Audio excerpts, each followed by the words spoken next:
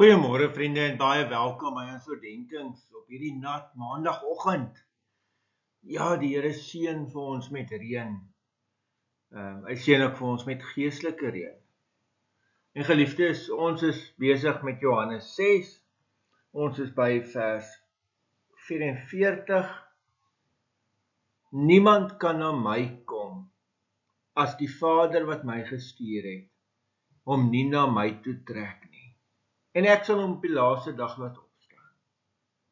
Jo, vriende, kom ons lees dit net weer.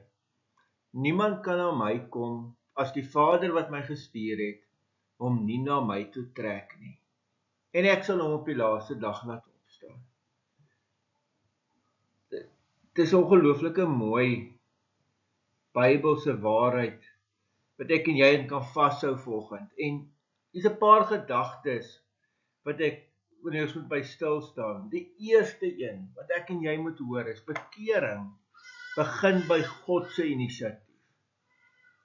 Jesus herinner ons dat geloof nie bloot ons eie besluit of prestasie is nie. Die eerste beweging kom altyd van God af. Hy neem die inisiatief. Hy trek, hy roep. Weet dit bring 'n diep vrede. Ek hang nie op my eie krag aan God nie. God het eers aan my geraak. Die tweede ding,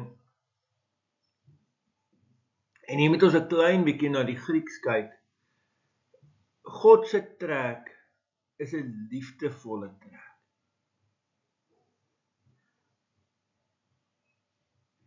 Daar's 'n Griekse woord, helko, wat ons nou in Afrikaans vertaal met trek, maar dit beteken nie sleep of dwing nie, maar 'n innige aantrek.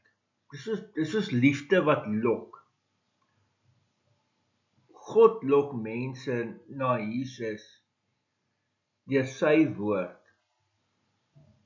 deur sy gees, deur sy goedheid, deur sy geduld en omstandighede wat ons hart oopmaak. Dis 'n sagte, uitnodigende werk, nie 'n harde bevel of opdrag nie. Derde ding wat ons dalk moet hoor, niemand is buite God se bereik nie.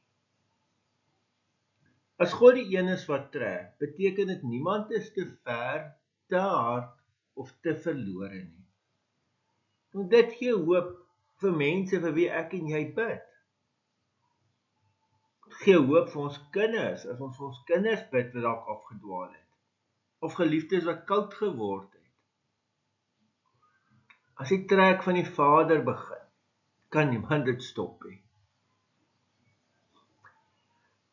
Nou is my vraag, wat is my en jou rol hierin?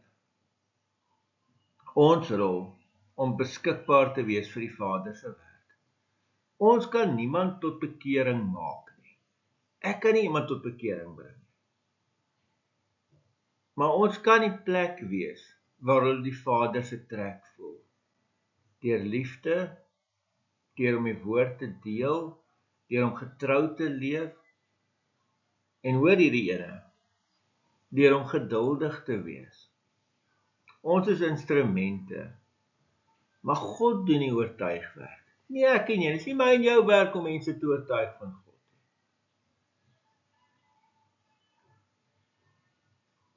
Nou, ek wil afsluit met hierdie gedagte.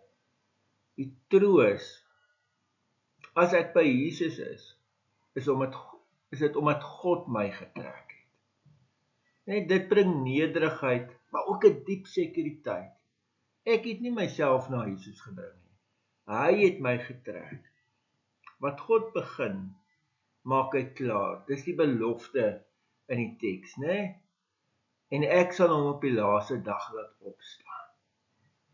Dis hierdie ongelooflike mooi waarheid. Mag ek en jy daarin vashou vandag. Amen. Here almagtige God, baie dankie vir hierdie pragtige teks. Dankie vir alles wat ons hieruit mag leer. En ja, Here, trek ons nader aan U en gebruik ons as instrumente om ook ander mense nader aan U te bring. in die naam van ons Here Jesus Christus. Amen. Vriende, mag jy 'n baie mooi en 'n baie geseënde dag hê. Totsiens.